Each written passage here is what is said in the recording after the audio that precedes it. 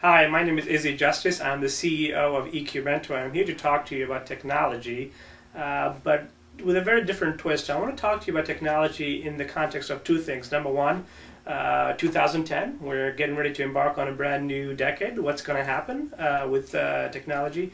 And the other is this sort of central theme around connectedness. Let's take a step backwards and go back 30 years and look at what happened in the 80s, where most of the technology really has just taken off the ground with the PCs, and to the late 80s and early 90s, where these massive ERPs, these enterprise-wide systems, began to find themselves into the workplace.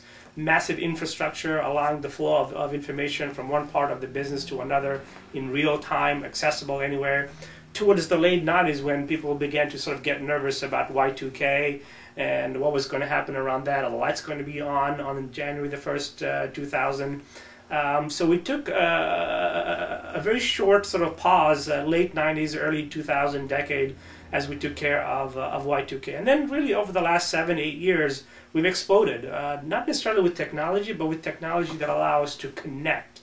Why is this relevant to the workplace, and why is this relevant to you if you're a manager or a leader? Why is technology and the idea of connectedness in this new decade relevant? This is why. Because technology now allows you to connect to people one-on-one that you otherwise would have never connected with. Two, technology allows you to connect to communities in real time that you otherwise would have never connected with. And thirdly, technology allows you to access knowledge sources, repositories of case studies, benchmarking data that you otherwise would not have had access to.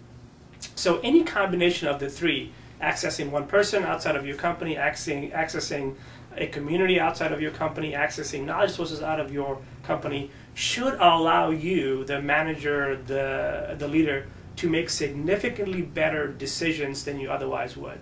So I urge you to think about technology in 2010 and beyond as a critical tool, just like the phone and the cell phone and the internet is.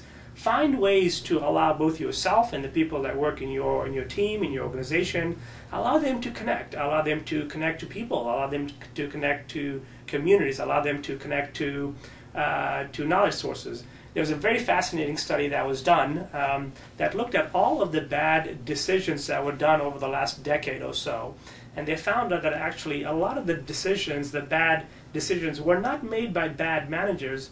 They were actually made by good managers and good leaders who, at the time that they were making the decisions, just simply did not have access to somebody objective, or did not have access to a case study that documented 10 lessons learned around what you were trying to do in your company.